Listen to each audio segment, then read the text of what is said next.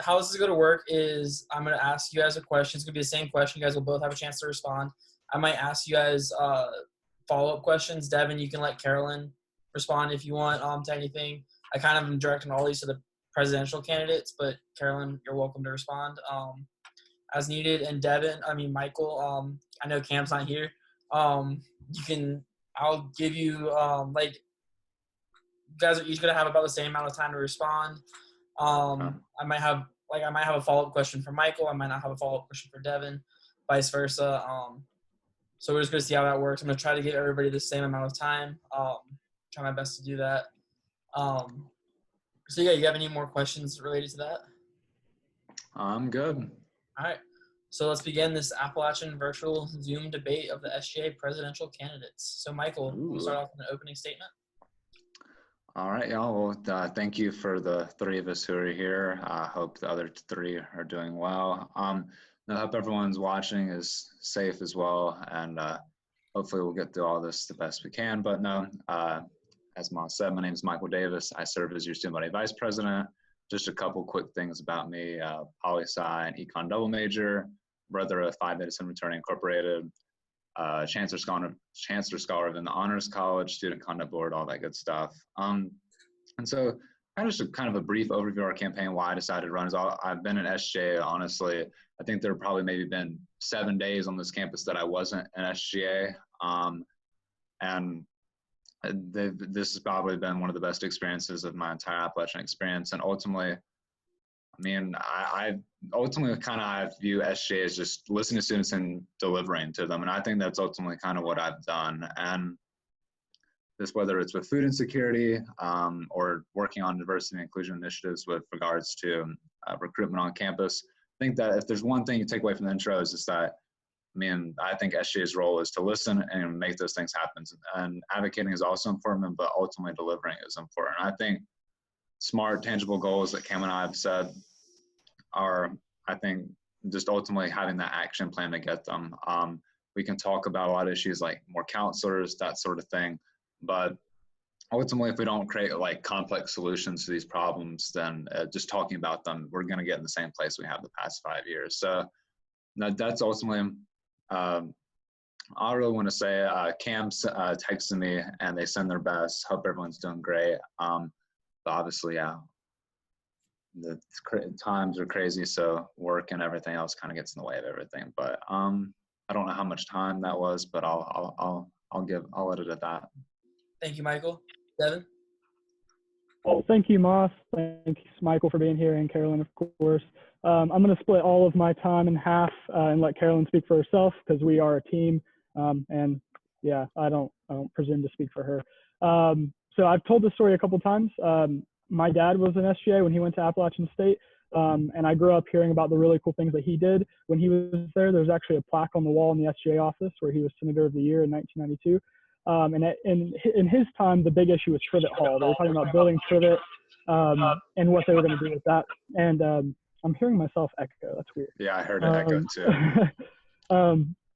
But what I took from that was that they were back then, they were doing really big things. He talked about how SGA was constantly negotiating with the university to have bolder and bolder policies, do bigger and bigger things. And when I got to SGA, that wasn't my experience. I was told that we were a recommending body. I was told that we don't have any real power and that we should try to just work with the university and not stand up to them. And to me, that wasn't okay. I've tried to work on big issues like climate neutrality, improving academic programs and things.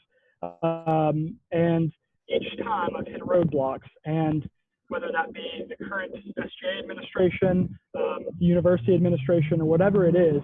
And so my decision to run was really to make SGA more representative and really amplify student voices so that we can be more than just a representative body, that we can actually advocate for students. Carolyn, you have about 30 seconds if you want to say anything, because I know Devin said he wanted to split the time. Yeah, I agree with everything Devin said. I know it was never really in my plan to run for an executive position in this organization, but here we are, and I'm excited to see what the future holds. All right, I took all your time, Carolyn. So first question, I'll again go back to Michael. What is your main goal if elected student body president? Obviously, you're student vice president now, so stepping up, what would be your main goal? So just like one issue item. One or two issue items that's just your main goal to be student body president. I think Devin's probably gonna. I mean, we did the debate Monday, and then Devin and I have done a couple club meetings together. But food insecurity is definitely an issue I'm passionate about. Freshman year, wrote the Mount Air meal share bill to establish the program, allow students to donate meal plan money to each other, and people outside the community can do it too. And ultimately now it's been used a lot, and it's, I think, serving about 75 students a year. They get about 10,000 from food services every single year. Sophomore year, VJ and I did a dunking booth event on Sanford Hall, raised about $200 for the food pantry. And so essentially what I'm trying to paint a picture is like kind of this issue and like what I can do in the fourth year. So this year, the big thing is ultimately, maybe they're more popular ideas to people, but franchises and just the swipe system instead of a declining balance system has been something that people have been talking about for a long time. And I think I'm not going to claim all credit, and maybe not even some, but just to have a hand in it. Food services and campus dining have done an amazing job. And that's the example of listening and putting something into action. And the swipe system is supposed to be rolling out, hopefully with the COVID-19 stuff, everything still stays in place. But ultimately, for me, what I've been trying to do this year is like listen to people, what franchises people want. And people have responded well to Comeback Shack on campus. And I know full service Chick-fil-A is something that people wanted for a long time.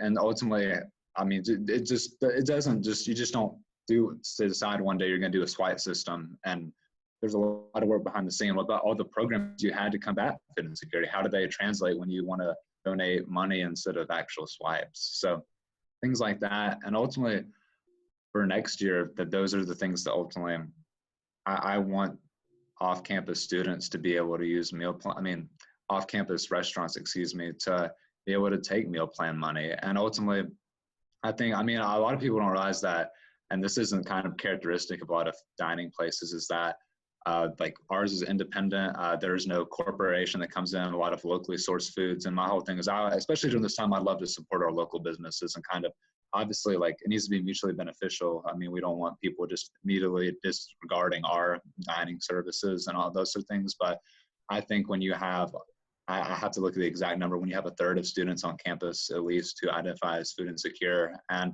some of them are my friends in this organization, that's something that's not acceptable. And making sure that system and the effects are actually seen. So don't know how I did on time, but I'm just going to end it there. Quick follow-up on that before I go to you, Devin. Bringing these franchises on campus, like a full-service Chick-fil-A, Comeback Shack, those are more expensive restaurants. So how does that kind of help with the food insecurity? So essentially, I didn't have time to delve into like the policy points of it, but I can kind of do a little bit. So like the meal plan system is not like pure just swipes. There's swipes and there's flex dollars. So obviously there's like a balance. So obviously, say you have 150 swipes a semester, obviously you can't go to Chick-fil-A 150 times, but some people might want to. I'm sorry, that's not what I'm running on, but definitely. And then there's the flex dollar side. And so say you get 100 swipes and then you get $250 and flex. And so, ultimately, depending on the plan you purchase, you get to budget as you wish. And I think definitely the piece that I think it's the elephant in the room about this issue is that, yes, it's more expensive. Obviously, but I looked at the meal plan buy system. We were the cheapest and it covers the least. So it's like, so if you buy a crappy insurance policy and it covers the least, then that doesn't mean anything unless that's kind of the best analogy, but ultimately increasing the cost. Ultimately, I know a lot of people, you may think a third of people on campus are food insecure. How do you think that? There's not a third of people on campus whose parents don't support them. A lot of people, their parents will pay the sticker price and that's it, no more support. So essentially when parents, when they give them that money for 60%, that only covers, it doesn't go that much. And also financial aid and scholarship caps are raised. So I think I'm not trying to get into a complex thing of the issue, but I think that's kind of the picture of the issue that I think it should be represented. Thank you. So Devin, same question to you. So what is your kind of one main goal? I know you're coming off of being the Senate President pro tempore. So kind of what's one of your main goals if you became student body president? Before I answer that, is there an opportunity for rebuttal, or is that? I can give you a slight, like 30 seconds for a rebuttal if you have anything you want to rebuttal on that. Yeah, I just wanted to say that I am actually pretty skeptical of the meal swipe system for two reasons. One, I talked to a lot of nutrition and health students that say that this is actually really not a good option for students' overall nutrition and health, that the declining balance is a lot better at really limiting the amount of food that we consume and the over purchasing of some more unhealthy foods and things like that. And secondly, I think it does have the potential to discriminate against low-income students. We don't need to be making meal plans more expensive. Students already cannot afford those meal plans, and to make them even more expensive, to me, seems like a slippery slope. As far as your question, go ahead. Actually, follow up on that rebuttal. You said you talked to health, like students who are like in the, I guess, health nutrition kind of field, major. Have you talked to any like professionals in the field about that? No, I haven't. So running for student body president, my view is kind of that we need to listen to students, and those are the people that I'm running to represent. If we were to get into office and obviously talk about those things, we would absolutely want to talk to professionals. I had the same briefing that Michael did from food services about their plans and stuff like that, and so did Carolyn, and we have looked into that. I'm going to give Michael 30 seconds to respond, and then Devin, you're going to answer that question. No, I think definitely we can talk about the restaurant choices, that sort of thing, but food services did this for a year and a half, and this is what students wanted, so that's what they delivered. But about the low-income students thing, ultimately, when you swipe, it's you get, like, if you're a low-income food insecure student, you essentially can, you don't have to, you're not within the confines of your cost as much. You can take food to go, and you can, you don't have to limit what you have money left. Your swipe is how much do I need at this moment right now. So I think that's, I think the research shows that this system is not working for people. And I think everyone else in the system's kind of had the same idea, and I think we're doing a good job with it. All right, so Devin, now back to you. Your one major goal if you became student body president. So one of the really big reasons I decided to run was climate neutrality. We were really successful with the Climate Neutrality Act last year in bringing the initial deadline of 2050 down to 2030, but we still set a goal of 2025, and I want to continue to fight for that, because the reality is that 2050 deadline, even though it was set, projections showed us not getting there until 2100. So even though we have moved the deadline down to 2030, I'm really skeptical about that. So that would be one of the really big issues that I would want to work on with the Office of Sustainability and other groups. Carolyn? I think one thing right now is that we don't have a lot of senators, and Devin and I are only two people. And so just us alone aren't going to be able to make the impact that we would want to. And so I am someone that dreams big. I'd love to see us have over 50 senators and have senators representing every corner of our campus and people that aren't even on campus. We talked before about distance learners and having senators representing distance learners as well. And so having people represent every single corner of our student body is really important to me, because that's the only way student government can really achieve anything. Michael, do you have anything you want to rebuttal to that or anything like that? Just the thing to add, obviously when you pick one issue doesn't mean it's to the exclusion of others. I know I'm echoing. I'm going to repeat myself, Devin and Carolyn, so bear with me. But I think definitely with daily life issues, I think ultimately I've heard a lot of people say, and I do not like it, that climate is a long-term issue. No, it is a short-term issue affecting people right now, but ultimately that focus isn't as pertinent because of issues like food insecurity and mental health. And I feel like we can kind of get progress on that, then those other issues will fall into line.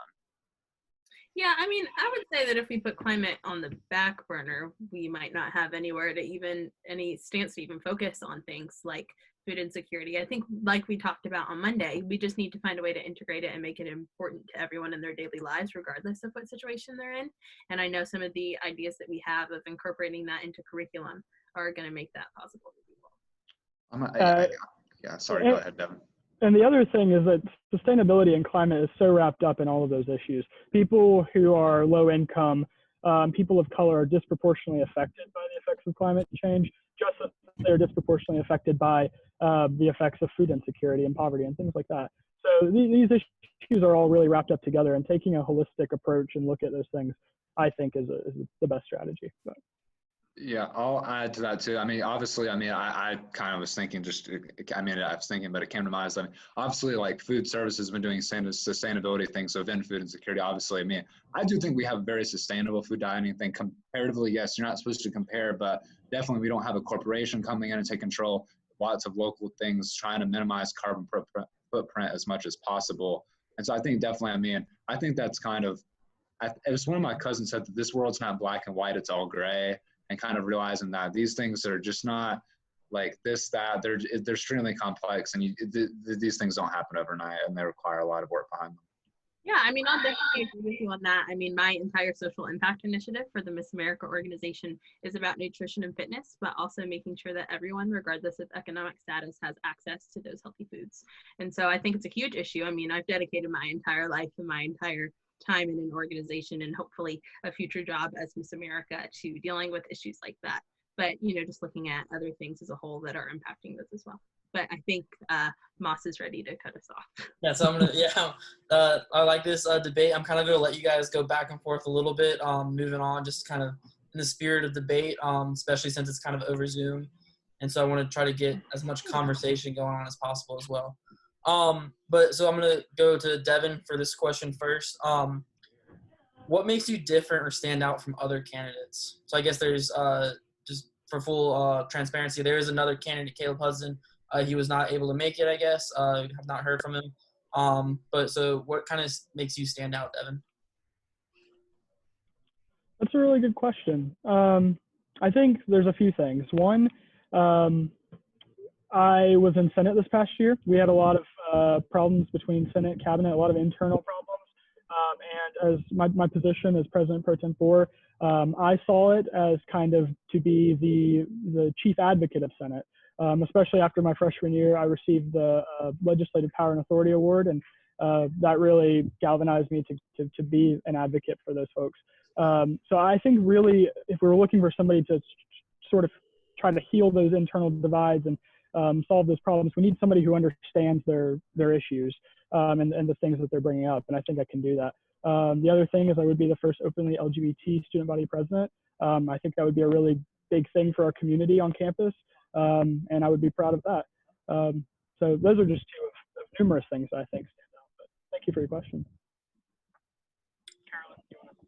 Oh, I'm going to keep mine pretty simple. I'm the only female on any ticket. And so I'm the only person that from a place of experience and personal experience can advocate for females on this campus. Michael, I'm going to give you a chance, and then I might have some follow-ups to what you guys both say. And you can also speak to Cam some if you want, because I know he's not here. So. Gotcha. No, yeah, I'm okay. Yeah, trying to think about what I'm going to say and what I'm going to say on Cam's behalf at the same time. So yeah, I'm trying. Obviously, I'm not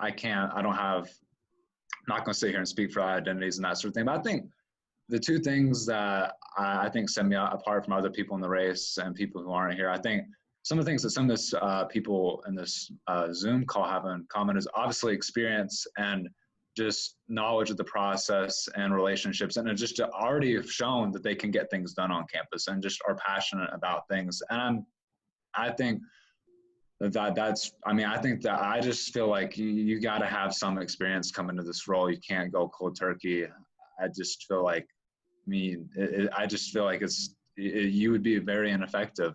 I know for me that just if I came in here not knowing anything, the idea of coming in and being president of an organization you've never been in before just doesn't make a whole lot of sense to me. But I digress. I think the second thing that sets me apart is that I've promise that I've made is that no one's going to work harder for students on this campus and try the best to get results. And ultimately, that's what I'm about is delivering. I don't want to just talk. I want to make it happen for people. And I think I've shown that. I think I'm a shift to Cam now. Imagine if they're beside me. But ultimately, I think what sets Cam apart is that, I mean, one of the things I really love about Cam is that whenever we go somewhere, if even we're going to go walk to Central, we're going to be walking for like 20 minutes because they're going to stop and say hi to everyone, and they know everyone. And I think that kind of passion for students, and ultimately the fact that both of us, no matter what we do in this, like no matter what happens, is that whether it's in Sigma or whether and it's in anything, that I'm still going to try and fight for these things. Obviously, it might be a little bit harder outside of SGA, but just ultimately, I mean, just Cam's water bottle drive, that was hard to believe that was a long time ago, Hurricane Florence time. But I mean, just kind of saying, hey, I have an idea and we're going to make it happen. Awesome. And I'm going to get water, so I'm not leaving y'all. Okay. We'll wait for Michael to get some more water real quick. I should have brought water out here with me. My mouth's dry. I know. Well, I don't have any music to play. There you go. Sorry about that. All Quick good. commercial break. Devin, did We're you in person have like water glasses for you all. I'm going to move on to one of the big responsibilities of the student body president, which is having a seat on the board of trustees of Appalachian State. So Michael, going to you first this time. How would you approach being on the student representative on the board of trustees?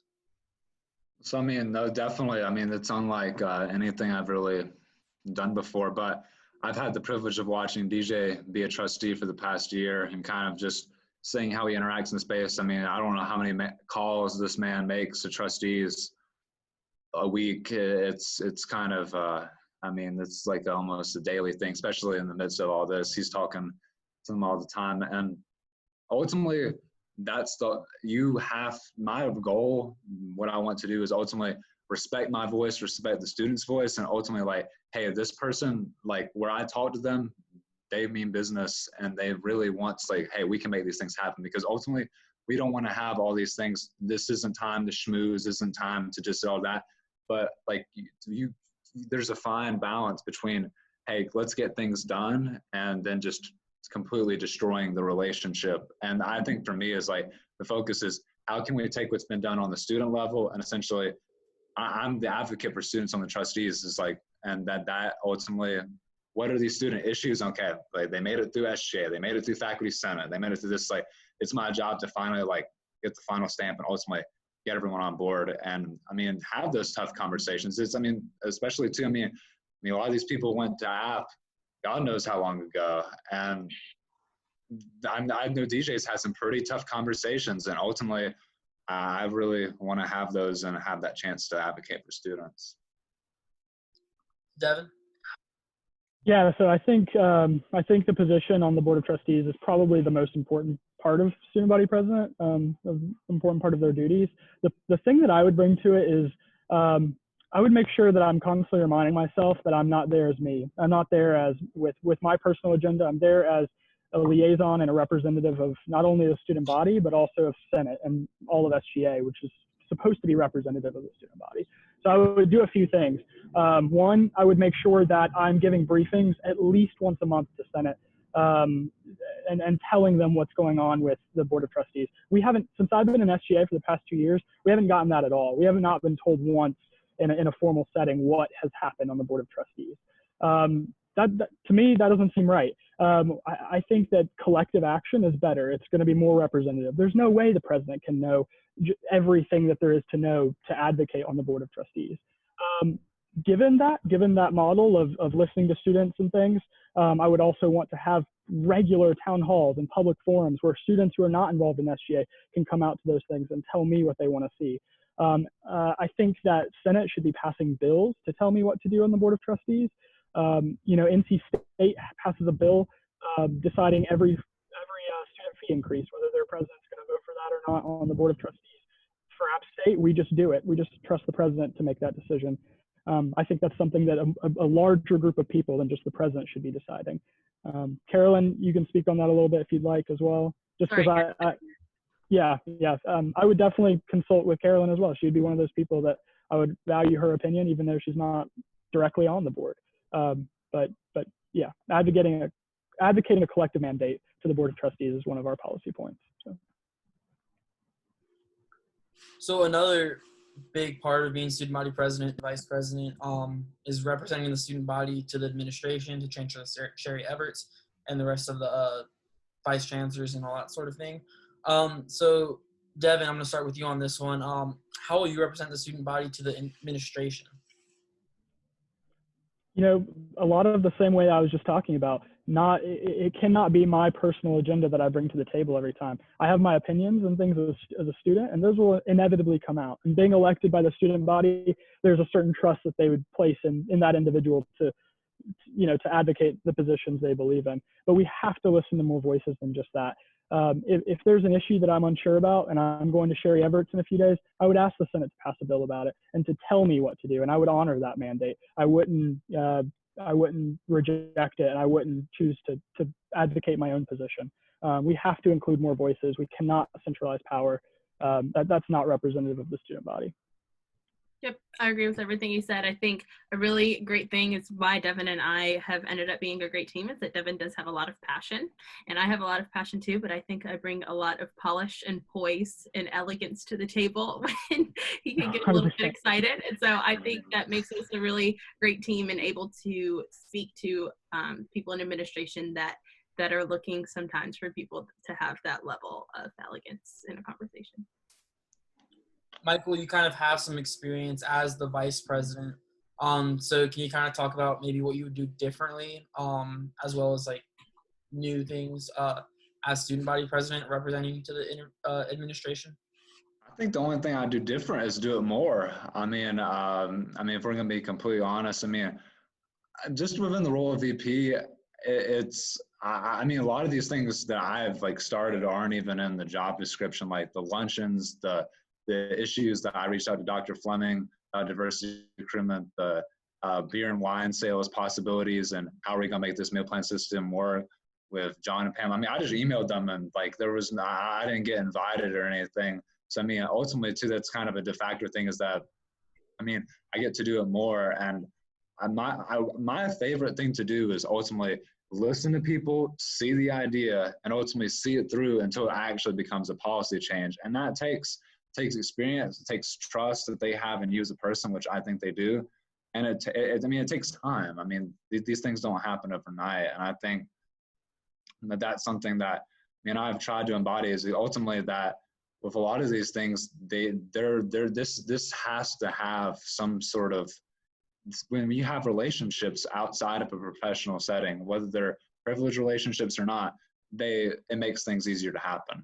And it just comes with the experience that when you've put in the time and work and they've seen you for 3 years do something, it's going to happen. It has a better chance of happening. And whether we want to admit that or not, that those dynamics exist. And ultimately, I just want to be able to, with administrators, take those ideas that people want and make them happen. And I think I'm the best poised to do that. So you guys, or Devin, you've kind of talked about how there's been a tension kind of between the executive and Senate. So with that, and this is Michael's also going to be addressed to you. I'm going to go to Devin first on this one. Is what issues do you feel have been overlooked in years past that you feel should be paid more attention to? And then what will you do about those issues?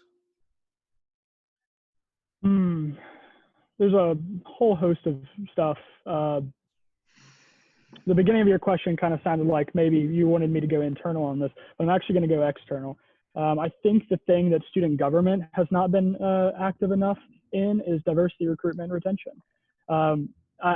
We have a lot of organizations on campus that are doing that work, and they're going to do it better than us. But we need to empower them. We need to be, SGA has a $40-something thousand budget. We should be putting more of that money to external focus, not putting it all internally and spending $2,000 on apparel for our own members.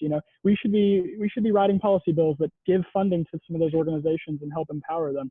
Our unity and diversity pillar of our platform has some really, really awesome, bold policies. My favorite one is breaking salary bands to retain underrepresented faculty. This was an idea that I got with working with some of the members of the Chancellor Student Advisory Board for Diversity Recruitment and Retention.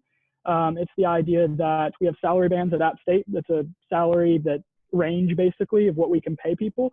And if we have faculty that are on the upper end of that, people of color on the upper end of that, and they get an offer from somewhere else, maybe it's just a $2,000, $3,000 increase, but it breaks that salary band, App State won't counter that offer. We won't make an active effort to retain that faculty. We absolutely have to be doing that. That diversity should be one of those reasons that we do break salary bands and attempt to hold on to faculty, because they're valuable. They do something for our community, just being them and bringing their perspectives and their experience, because we don't have enough of it. That's an issue we got to focus more on as SGA. Michael? Me answering the question or doing a rebuttal? If you have something to rebuttal, I'll give you about a minute to rebuttal, and then let Devin also. No, I think I really like what Devin said, but ultimately, I've already done that. And ultimately, yeah, we talk about these things that we want, but the example is literally people who had this. Kelsey Lamb, I'll give her the plug. President Apps, and Asian American student on this campus. They have no recruitment days. The people view diversity as black and brown and nothing else, and she was frustrated with that. I reached out to Director of Admissions, Enrollment Management, Dr. Fleming, and got them all together. It's how are we gonna how do we do this? And ultimately, they revealed some things about plans of the future. I'm not gonna throw their plans out there because they told them to us in confidence. But ultimately, my whole thing is our recruitment strategy has to change. And it's Brent and I were working on a video that was going to include, we had a list of people to reach out to for diverse orgs, and then spring break happened. And obviously, creating that tangible plan is okay, we were going to, over breaks, people were going to schedule visits with admissions counselors to go into schools and do that. And ultimately, with things, you have to have an idea, you have to have what you ultimately want, but you have to have realistic means to get there instead of, and I just feel like that's what I have tried to enumerate in the platform a lot of different times. Carolyn, Devin, do you have rebuttals? Devin, I'll let you speak to it since you made the point that he countered. Yeah, I'll lose some time at the end so you can actually speak on the original question. But my only rebuttal is I've heard this a couple times about this realistic aspect of plans and things like that. But I haven't heard about what's unrealistic about our platform, and I would love to hear that because I believe everything we created is, yes, it's bold, it's progressive, it's it pushes the limits, but it's not unattainable. If we fight for things hard enough, nothing is unattainable. So, and even if something is unattainable, quite frankly, that shouldn't stop us from fighting for it if that's the thing that we want. But Carolyn, you can speak on your issue if you like. A minute if you need that. Can you repeat the question? No idea what the original question was. What do you feel was let me pull it back up. What issues do you feel have been overlooked in years past that should be paid more attention to? Yeah, I remember when you first started that question, I was also thinking it was internal. And since Devin decided to go external, I will go internal. And I think I've said this a lot, and I'll continue to say it because I think it's the number one thing we need to do in order to make real change. And that is fix the inner workings of SGA so that people can get along. I think no matter what the outcome of this election is, that's something I'm going to fight for because I think it really is the number one issue for us right now, because all of these ideas are great, but if we don't have a Senate and cabinet that can get along and get them done together, they're never going to happen. And like I said, I'd love to see us have over 50 senators, have senators for every corner of our campus. That is number one to me, because without that, we're not going to make that change that we want to make. Michael, I'll let you respond to that just because it was a new topic, and then I'll also let you answer. Okay. Wait, what was the last part you faded out? I'll let you respond to what Carolyn just said, and then let you answer that question as well. I might end up doing both in the same. We'll just see how it goes. But no, those are all great ideas and everything. But no, that was one of the things I really worked really hard at Club Expo and reaching out to people was that, the comeback numbers weren't good. And we went out there and got 45 senators to start the year. Yes, people fell off the face of the earth. That happens. And we got close to that 50 number that I wanted. And yes, we hear about all the squabbles and everything. Yes, I'm acknowledging that, but like what are we going to do to fix it? And I mean, and I remember this year that like I'm going to say, I said before, I'm not a perfect person. No one is, but I really think that I put everything I had into trying to just engage with people. Did the 30 plus one-on-ones, offered people to do stuff off campus, to go to Comeback Shack, that sort of thing. And ultimately, I mean, I really wanted our retreat to be earlier in the year. Camp Broadstone. Yeah, it didn't work out. So I mean, and those are things that have to be worked on. But ultimately, I mean, and I'm not speaking for Devin and Karen, but I mean, it was frustrating for me is I am Michael Davis. I am not cabinet. I am not exec. I'm not a holistic branch. I did everything I could, and I knew how to salvage those sorts of things. And yes, everyone, no one's going to sit here and say that they are, I'm not going to say this, there's no blood on their hands, that everyone in SJ is at least a little bit at fault. And the sooner that people can come to realize that, the better. I mean, because it took me a second. I was thinking, and we have done that, I think. Yeah, I mean, I don't expect you to be a perfect person. No one is. I think just and I think it's great that we started the year with really high numbers, but we still have to fix some internal things in order to keep those high numbers. Recruiting 45 people really doesn't mean much if we can't keep 45 people and then add more to it. And so I think maybe what we need right now, if these issues are continuing to come up and we don't know how to fix them, is just some new faces and some new ideas and people that are ready to bring new perspectives in so that we can fix things. I'm an Enneagram 2. I would do absolutely anything it takes to keep peace. And so maybe that's what we need at this point. It's not anything about you being a perfect or imperfect person. So, Michael, now I'm going to give you like one more minute because you kind of rebutting Carolyn there. So what are some issues that you think need to be paid attention to more if you were elected student body president? So wait, are we going internally or externally with this? Whatever you think. Okay, I'm trying to think. We've been a lot of different places in the journey of this question, and I'm trying to think of where else we want to go. I'm gonna go. I mean, we've talked about a tangible issue that affects people. We talked about something internal. I'm gonna go something in between. So we'll see where it takes us. But I think one of the biggest things is that I'm tired of hearing this shit over and over again. Is that SGA? I don't know what SGA is, and do y'all do anything? And it has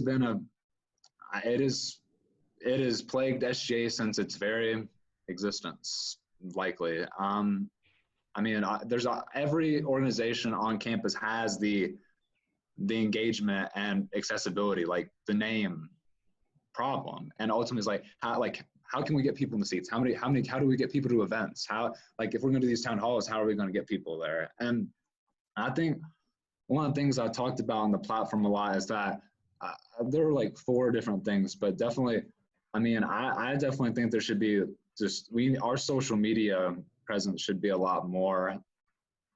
A monthly newsletter to club presidents, and not just any club presidents, all club presidents. This doesn't mean just Greek organizations. It doesn't mean just apps. This just doesn't mean club council. Doesn't mean that. And ultimately, we have, I mean, and I'm repeating myself, but we have WASU, we have App TV, and we have the Appalachian. And we engage with FEMAS all the time, but I can't remember if any person has done an interview with WASU or App TV. I know I don't think I have. And ultimately, yes, you can't just expect people to walk and hey, I want to join SGA. Here's my problem. You have to go out and get people. And ultimately, all these things are great. We can do all these things, but people don't know about them. I mean, it just, you don't get very far. And I mean, we could talk about that for an hour, and that's not the goal of that. So, my next question kind of touches on what you just said, Michael, and what Carolyn said about recruitment. I'm gonna go with Devin on this one first, since you kind of just touched on it a little bit, Michael. But what would you tell students who don't know anything about SGA? Like, why should they vote in general, and then why should they care about what SGA does? Devin, I'll start with you, and then Michael. That's a good question. Part of me wants to say right now maybe they shouldn't. We don't have the best track record the past couple of years of doing big things. I started off my opening statement with that, of contrasting my dad's experience to mine. I think the best way we can prove it to them that they should care going forward is to have a bigger track record. Instead of trying to just recommend things to the university or just buddy up to them to get letters of recommendation or whatever, I think we should actually be pushing bold plans and bold policies. We should actually try to hold them accountable for things when we don't think they're doing it right. If a lot of people come in to college knowing that there's an SGA, but they kind of think it's like their high school student council or student government, where they plan prom, they do homecoming, but they don't actually make any real changes. I'm sorry, that really tickled me. No, it's true. I totally thought that. I've said the same exact thing to someone. Like, yeah, it was not the tea. So many people do think that. Carolyn, stop distracting me. And I think to prove to them that we are more than that is to have a record.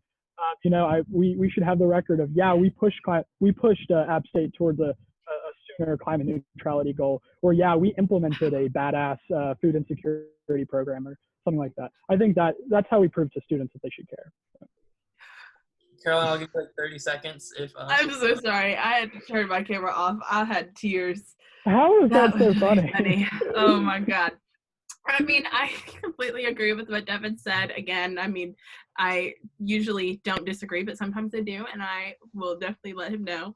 But I think, Michael said something about, I don't know, I laughed so hard I forgot where I was even going with this, but I did write down that whatever Michael said a few seconds ago I agreed with, and if only we had a senator from every single corner of campus, if only we had a senator for each residence hall, they'd be able to reach people and tell them about what our organization is all about.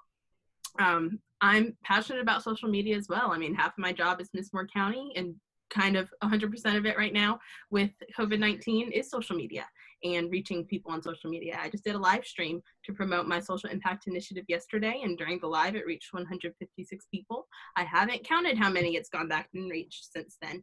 And so just making sure that we're using what we have at our disposal to reach people, and telling them about all the things that they can do and we have the possibility to do in the future, but making sure we have people on every corner of campus to get the word out. Again, Devin and I are only 2 people. I can't tell every single person on campus about student government, but if we have people that are reaching everyone on campus, then we can. Michael, I'm going to give you just a little bit longer just because you don't have your vice president also. So just you can answer that question as well.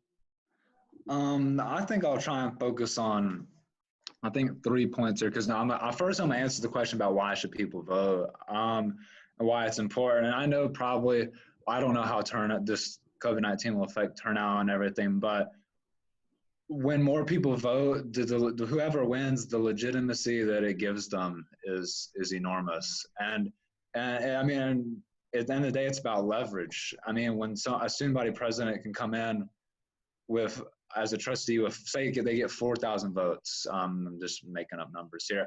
That would shatter our records. But that's resounding, instead of like an election where no one really turned out. There were a couple candidates, maybe they each got 400 votes. But it captured people's attention. But it was like, this person has a mandate. Their team has a mandate that ultimately people have bought into what they're saying, and that you should too. And ultimately, like, realize too, this is the motivation that a lot of people probably shouldn't have, but it factors into is ultimately, they have a lot of people, they have a lot of sway, they can mobilize a lot of people and make our life difficult. And that's ultimately what you want to do on some things. You have to push the issue. If you just send the email, you have to be like, this is how I'm with JJ on Mountain Mission. I'm like, hey, what's going on? Like, hey, like a couple weeks, months later, it's like, hey, like, what's going on with it? Like, and And obviously I love JJ, so I'd never be mean to JJ. But I think the two big things about why should people care about SGA, I think people on campus, this is my theory, I think people on campus want two things. They want to be heard and they want to see results. And I think ultimately one of the things and that's the whole thing I'm going to echo what Devin and Carolyn said too, is that you can't, one person or a ticket, two people, you can't save the world. It just can't happen. You have to have an organization that can function. You have to have a group of people. And ultimately, that's one of the things that I've tried to do is reach out to as many people as possible, probably where some people don't even want to see my name come up on their screen anymore. And those people exist. So we can acknowledge that. But ultimately, that's what I've told a lot of the clubs and orgs that I've worked with, is that this is just not a short-term game. Like, you're going to hear from me again, whether you like it or not. And I'm going to come back to your chapter meeting. I'm going to come back. And ultimately, it kind of helps correct that notion that a lot of people, people come to chapter meetings, they want money, they want votes, they want something, and there's not much in it for me. And ultimately, making people realize, I use this as an example, and I don't know what, but I'm no stranger. The IFC council has endorsed a candidate. And my whole thing is that, if we win, there seems to be enormous frustration. I would sit down with them in a heartbeat. Let's figure this out. No hard feelings if none of y'all voted for me or anything like that. But a group of students are really frustrated on campus, and we got to figure that out. And that's what people want. Ultimately, too, it's a lot harder to, and that's ultimately too what you want to try and work to with smart, just tangible goals. And yes, you want to aim high and just aim for aim for the sky, and some sort of quote like that. But ultimately, people love results. People seeing stuff that they can actually, that you've done. And one of the things, I'll use an example that I really didn't like that happened. SJ did a lot for that night owl program. There was a lot of SJ involvement on that, and we wanted to put our name on that a little bit, and the university said no, and we took that answer as no, and that's not acceptable, because no one knows that Night Owl had SJ backing or a lot of SJ work on the thing. I will phrase it as I think a lot of people took credit for it, and when they didn't do a lot of the work, and ultimately that's a discredit to us, because we have to go out here, find these issues. And sometimes it doesn't even have to be something overarching. It can be like, there's some people literally have little niche things that affect their community that someone has ignored, and it just needs someone to come to them, get them a meeting, and make a fix. And that can change a whole organization's function and how they view the university and SGA. You gave me more time to answer, so I took advantage of it. I'm gonna stop you there. And now we have time for about two more questions. Or one more question and then closing statements. So I'm gonna go to the Mullins Martin campaign first. Is you touched on both campaigns touched on diversity some, but how will you represent and serve marginalized groups and interests on campus? Great question. I think the biggest thing is, I've harped on this a lot, but it's really just knowing that there's experiences and perspectives that you don't have, and reaching out, and not expecting people to come to SGA, but really reaching out and grabbing them. If they are interested and they see SGA as a change maker, we've proven that to them. We should be creating more committees in Senate where people can collaborate and have dialogue and work on bills and things like that. We don't have a diversity committee. We don't have a sustainability committee. There's plenty of things we could do within SGA to improve that. But even outside of SGA, reaching out and contributing our budget to those groups. Everybody is short on funding. Everybody could use some extra money for the projects and initiatives they're working on. And giving them a platform and a voice.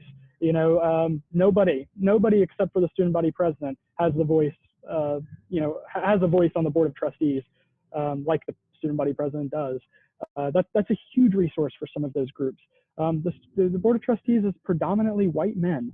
Those are not the people. White men are not the people who have the biggest problems at Appalachian State. So reaching out to those groups and trying to give them a voice in that institution is really important work. Yeah, 100%. I mean, yes, Devin's completely right. We don't have all the answers. We don't have all the experiences. But I will say that collectively, we do have some really unique Devin as an LGBT person and me as a Black woman and as a Black person and as a woman is what I was going to say. And I tripped on those words. So, you know, we don't have all the experiences. We don't have all the answers, but we are able to empathize with some of those experiences that people have, which is always a great thing. And there's no issue with people not having them. It's just a different perspective to be able to bring to the table. I think one great thing that is on our platform is putting chosen names and pronouns on class rosters so that people don't have to have that moment where that's something that they have to confront. And it's something that's there for professors as a resource to them to be able to know their students on that level. Michael? No, I go maybe a different way with this. I mean, obviously, I mean, I'm a white guy from Oaks County. Not a lot of people would stereotypically think that I'm an ally for a lot of marginalized groups on campus. And one of the, I think kind of an example that I think kind of had the opportunity to speak, I don't know if any know Jamie Parson and business school, but no, she invited me to come. Dejan couldn't come, and so I guess I was their backup closing speaker. But courageous like conversations that had like a lot of like former diverse App State alums talk about like their like kind of like race in the business world types of things like that. And ultimately my whole thing kind of pivoted on like, as a white guy, this isn't how it's supposed to be, but I can be people that look like me will listen to me, and I can be that. I have that privilege. And ultimately, Dejan showed me the text that Dr. Parsons said. It's like, it meant a lot to me that a white guy said that to a room full of white people. And honestly, I kind of took that as like, ultimately, I didn't sit up here and focus on speaking for them. I was like, no, I mean, literally the point is simple is that, I mean, that it takes, you have to be an ally if you don't have that identity, because ultimately some people, you know, like, and it hates to see it, but like some people like, you know what, Michael, he looks like me. He's a white guy. He like, maybe he's like, these experiences, maybe I haven't felt them before. Maybe maybe I'm not as open-minded as I think. And I think, I mean, I would love to do more things like that. And ultimately, but the one thing I will not do is put words in people's mouths about their experiences. Yeah, I definitely did not mean to undercut. Oh, no. Yeah, I did not. That was, oh, no. You do not need to apologize. Yeah, I'll just add really fast that I think you know, our campaign has had a lot of discussions and a lot of talks about what needs to change and how we can contrast ourselves with the other campaigns and other candidates. And it never has it come up that Michael or Cam, for that matter, are not allies. I think everybody can agree on that, and we really respect the work Michael has done for those groups. So. Appreciate it. So we're running up to 7 o'clock. Don't want to take much more of your guys' time, but I want to give you guys a chance for like a closing statement to address anything you missed. I'm gonna give you guys about 2 minutes each. So each campaign about 2 minutes. So I'm gonna start with Michael. Okay. No, definitely. I've enjoyed this discussion, and I hope that Caleb and Michael, that everything's okay. I've never actually met Caleb before, and I would love to. I wish we could all have a chance to engage, but obviously circumstances happen. But ultimately, I think these kind of discussions, I mean, this is what I enjoy doing, is ultimately, I mean, trying to just make tangible differences in the lives of App State students, and ultimately just delivering on those promises. I mean, I truly think that everything that I've talked about on the platform can happen. And I trust me, no one is going to outwork me or be on the front lines trying to make that happen. And my whole thing is that, I mean, I'm not in this for myself. I'm not in this for my team. Is that like, no, like trust me, it's been a frustrating year for me. And I ultimately at some point, I know a lot of people in this organization thought about, you know, what they wanted to do next year. And ultimately for me, it's like, I want to come back because like this is I want to be able to all these things that kind of got put on hold and all these initiatives and ideas that people told me that they want to happen is like I thought I was the best person to make those things happen for those people that they wanted to happen. And I mean, regardless of what happens in the election, I mean, at the end of the day, there are a lot more important things going on in the world right now. And I think everyone kind of gets caught up in it. But that's just kind of what I want to close on is that, I mean, I want to be your guy. And I want to be that person that I'm in my office door. If I'm not taking a little nap, I want to be that person that listens to you and ultimately can come back in like 2 or 3 months like, hey, we took care of that for you because I've done it and that's what I want to do. Mullins, Martin. Yeah, so I'll just start by saying that this has been fun. Second time we got to do this with Michael, and it's always fun. Our campaign is really about one big thing, and that is not using buzzwords, not making this a popularity contest, not being just a recommending body, but actually doing real things and fighting for bold changes. So you can see that in all of our pillars. It's not just advocacy, it's credible advocacy. How can we make the advocacy we do more credible by including more voices? It's not just sustainability, although we are the only campaign with a sustainability pillar of our platform, but it's sustain Appalachian. What can Appalachian State do to be more sustainable, and how can we prepare our students to be more sustainable? It's not just diversity, it's unity and diversity. It's how can we bring the entire campus together around including all of these marginalized groups, all of these marginalized voices. It's not just academics, it's academic excellence. How can we make Appalachian State a world-class higher ed institution? How can we make people really proud of that school and really want to go here, because that ultimately makes a better school. And then it's not just transparency or internal stuff, we actually have a plan, it's shared governance.